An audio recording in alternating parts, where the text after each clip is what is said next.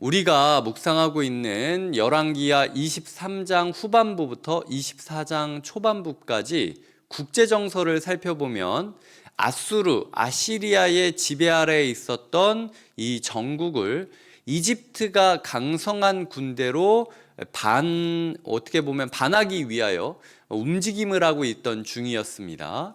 그리고 그 움직임을 막으려고 사실은 요시야 왕이 전쟁터에 나갔다가 죽게 되는 일이 벌어집니다. 아수르에서 이집트, 그리고 이집트 바로 느고로 말미암아 왕까지 바뀌게 되는 여러 혼란스러운 시기가 있는 거죠. 그러다가 바벨론이라는 나라가 또 급부상을 하게 되고, 그 바벨론이라는 나라를 3년 동안 섬겼다가 이집트 쪽에 붙어가지고 다시 한번 뭔가를 꾀하려고 했던 이 여호야김 왕이 결국은 멸망하게 되고, 이때 다니엘이랑 친구들이 포로로 끌려가고 이런 일들이 일어나는 거죠. 이 안에 예레미야가 사역하기도 하고 다니엘과 세 친구들이 끌려가기도 하고, 우리가 잘 알고 있는 성경의 이야기들이 배경이 되는 시기가 아수르에서 이집트로, 이집트에서 바벨론으로 이어지는 모습들이라고 보면 될 것 같습니다. 요시야 왕은요, 오늘 묵상 본문은 아니지만 23장 25절을 보면 요시야와 같이 마음을 다하며 뜻을 다하며 힘을 다하며 모세의 모든 율법을 따라 여호와께로 돌이킨 왕은 요시야 전에도 없었고 후에도 그와 같은 자가 없었더라 라는 표현이 나옵니다. 우리가 이번 특별 새벽 기도회를 통하여 전무후무한 기적을 사모하고 기도하게 되었는데, 그거랑 같은 표현이 들어가 있는 겁니다. 전에도 없었고 후에도 없었다. 이런 왕이 전에도 없었고 후에도 없었는데도 불구하고 그 다음 세대가 어떻게 되느냐? 악을 행했다. 23세가 됐을 때 다스렸지만 석 달 동안밖에 못 다스렸습니다. 근데 그게 악을 행했다라고 이야기를 하고 있죠. 여호아하스라는 왕입니다. 3개월 동안 악을 어떻게 행하면은 이렇게 심판받을까? 그럼 3개월 동안 행했던 거일 수도 있고, 25년 동안, 23세가 될 때까지 살아왔던 길에 대한 심판이라고 이야기하는 사람들도 있습니다. 어쨌든 기회는 이 사람한테 3개월밖에 없었다라는 거예요.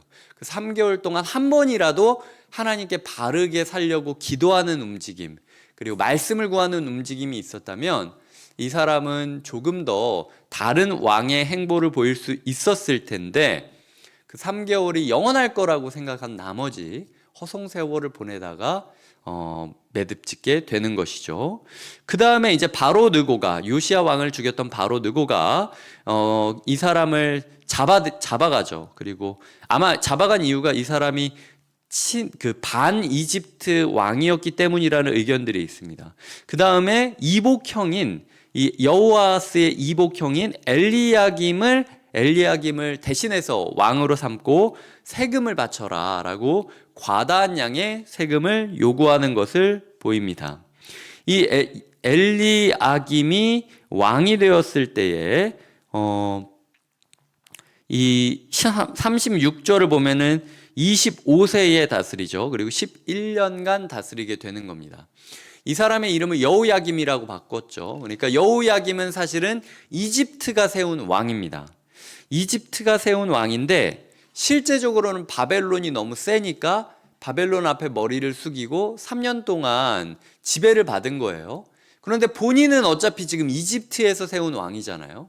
여기서 내가 정치적으로 선택을 해야 되는 거죠. 나를 세운 이집트의 왕과 친 이집트 신하들과 함께 쿵짝을 맺어가지고 정치적으로 좀 영향력을 강화할지, 아니면은 지금 신흥 세력인 바벨론 쪽으로 내가 마음을 바꿔서 줄을 갈아탈지를 정해야 되는 상황이었습니다. 이 사람은 결국은 이집트의 편을 드는 거죠. 그래서 쳐들어와서 죽게 되는 모습을 그리고 있습니다. 그래서 7절에 보면은 애굽 왕이 다시는 그 나라에서 나오지 못하였다. 주를 잘못 선택했다는 얘기인 거죠. 여호야김이 주를 잘못 선택해서 믿었던 이집트는 영향력을 발휘할 수 없었다라는 얘기가 오늘 내용입니다. 오늘 말씀들을 읽으면서 어떻게 보면은 지금 왕이 여호아스에서, 그 다음에 여호야김에서, 그 다음에 6절에 보면 여호야긴 대신해서 왕이 된 여호야긴까지 또 이어가고 있지 않습니까? 세 명의 왕이 바뀌고 그 아수르에서 이집트, 이집트에서 바벨론으로 새 국가가 흥왕성쇠를 이루는 모습을 우리가 보면서 이 시대 가운데 그 영원한 것이 과연 무엇이 있는가 생각해 보아야겠다라는 묵상을 첫 번째로 하게 되었습니다. 저 나라만큼은 절대 변하지 않겠지. 저 사람만큼은 절대 나를 지지해주며 나의 줄이 돼주겠지라는 상황들 가운데서도 사실은 이렇게 휙휙 바뀌어버린다라는 거예요. 3개월 만에 뭐 내 인생이 바뀌기도 하고, 그리고 11년이라는 긴 세월이 있지만 결국은 또 바벨론으로 끌려가기도 하고, 뭐 이런 모습들이 있다라는 거죠. 우리의 인생 가운데 나에게 주어진 짧은 시간 동안 너무 사람들이나 사람이나 상황을 의지하거나 기대며 살지 말아야겠다라는 생각을 하는 것이 첫 번째 묵상이었습니다. 하나님이 주신 기회는 우리에게 3개월이 될지 11년이 될지 알지 못하지만, 그럼에도 불구하고 그 시간을 누구를 의지하며 살아야 되느냐? 하나님을 의지하며 살아야 되는 것이 필요하다라는 것이죠. 인물이 없었습니까? 사실은 뭐 이 시대에도 믿음의 인물들은 많이 있었어요. 다른 나라를 의지하는 것이 아니라 신앙을 의지하면서 하나님을 의지했다면 조금은 다른 결과가 있을 수도 있었다라는 것이 성경의 평가라는 것입니다. 두 번째로는요, 제가 약간 의아했던 부분인데 24장 3절에 보면은요, 이는 므낫세에 지은 모든 죄 때문이라 라고 이야기를 하면서 3절과 4절에서 므낫세가 어떤 죄를 지었는지를 설명하고 있습니다. 4절을 보면 또 그가 무죄한 자의 피를 흘려 그의 피가 예루살렘에 가득하게 하였습니다. 여호와께서 사하시기를 즐겨하지 아니하시니라. 이 므낫세의 죄가 도대체 뭐냐라고 할 때 열왕기하 21장에 므낫세 왕이 나오죠. 그래서 유다 왕 므낫세라는 왕이 나오는 것입니다. 이 므낫세 왕의 영향력이 사실은 요시야 왕의 영향력보다 컸다는 거잖아요. 므낫세 이후에 요시야가 왕이 되었으니까 이게 저에게 굉장히 큰 경고가 되었습니다. 나 하나 애쓴다고 해서 지금까지 우리 집안이, 그리고 우리 그 시대가 지어왔던 죄를 만회하기는 좀 어려울 수 있어요. 전무후무한 왕으로서 기억되는 요시야라 할지라도 므낫세의 죄의 영향력을 돌파하기는 어려웠습니다. 그래서 요시야 왕의 아들인데도 불구하고 3개월 동안 시간 줬는데 죄를 짓고 있잖아요, 여호아스가. 그리고 또 그 이복 아들인 여호야김 또한 요아스의 아들이잖아요. 근데 이 왕도 결국은 사람 따라다니고 신앙 안 붙잡고 있다가 이렇게 끝이 나는 거죠. 죄의 영향력이 이렇게 무섭구나라는 생각을 하면서 우리가 죄에 대해서 좀 심각하게 생각했으면 좋겠습니다. 그리고 은혜를 구하는 수밖에 없다는 생각이 들어요. 내가 요아스까지 될 리도 없겠지만 내가 요아스까지 된다고 하더라도 이 시대 가운데, 이 집안 가운데, 나의 인생 가운데 쩌들어 있던 죄의 오염을 돌파하기는 어려운 일입니다. 불가능한 일이죠. 오직 예수의 보혈이 아니면 이런 부분에 있어서 기적이 일어날 수 없어요. 그래서 우리가 우리 죄에 대해서 조금 더 심각하게 생각하고, 나뿐만 아니라 대대손손 지금 영향을 미칠 수도 있다라는 마음으로 내 죄의 문제를 심각하게 여겨야 된다는 거죠. 나는 뭐 이렇게 살다가 회개하고 천국 가면 되지.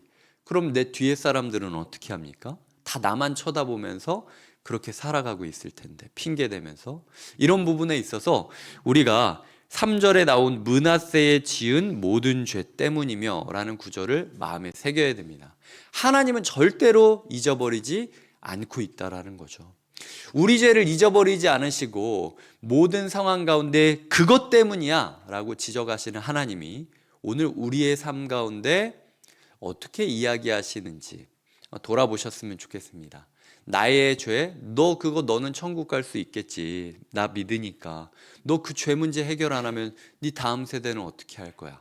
이런 질문을 하실 수도 있고, 너는 네가 하나님 앞에서 나 왜 이렇게 힘들어야 되냐, 왜 이렇게 괴로워야 되나 얘기를 하고는 있지만, 이 시대의 죄, 그리고 너의 조상들로부터 시작됐던, 제가 이제 그 조상의 죄가 대물림 당한다는 얘기는 아닙니다. 그걸로 하나님이 죄를 묻는 건 아닌데, 그 죄의 문화, 죄의 풍토, 예를 들어 제사 드리든 믿는다라고 얘기했지만 맨날 제사 드리고 술 마시고 하는 집에 있었던 아이는 아무리 건강하게 크고 교회를 다녀도 믿어도 제사 드려도 되고 절해도 되고 술 마셔도 되는구나, 이렇게 생각하지 않습니까? 그 문화에 대한 이야기를 하는 거예요. 내가 이렇게 괴롭고 갈등을 빚는 건 어쩌면 내가 이전 세대가 극복하지 못했던 죄를 해결해야 되기 때문일 수도 있다. 그 죄의 문화를 내가 해결해야 될 수도 있기 때문이다 라는 마음으로, 지금까지 내가 역사의 분기점이 되기를, 우리 가문의 분기점이 되기를, 나로부터 시작해서 하나님의 은혜의 통치가 시작되기를 꿈꿔야 된다라는 거죠. 요시아보다 더 큰 예수 그리스도를 의지함으로써 우리의 집이 변하고, 우리의 인생이 변하고, 우리의 나라가 변하고, 우리의 교회가 변하기를 기도해 주시기를 부탁드립니다. 함께 기도하시겠습니다.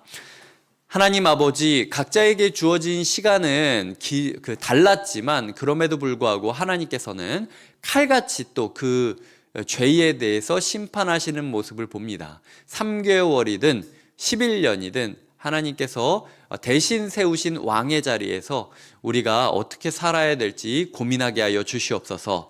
동시에 이 모든 일이 므낫세의 죄 때문이었다라는 이야기를 들으며 우리가 우리 자신의 죄에 대해서 심각하게 생각하게 하여 주시옵소서.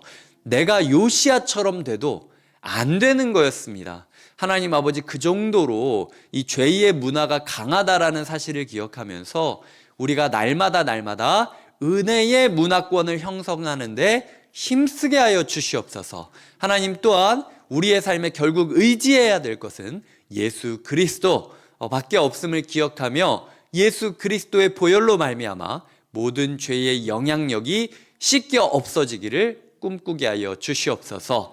하나님께서 우리의 죄뿐만 아니라 우리 조상들로부터 시작했던 모든 죄의 영향력을 예수 그리스도의 이름으로 지우사 예수 그리스도의 통치를 맛보게 하실 것을 신뢰하며 예수님의 이름으로 기도드립니다. 아멘.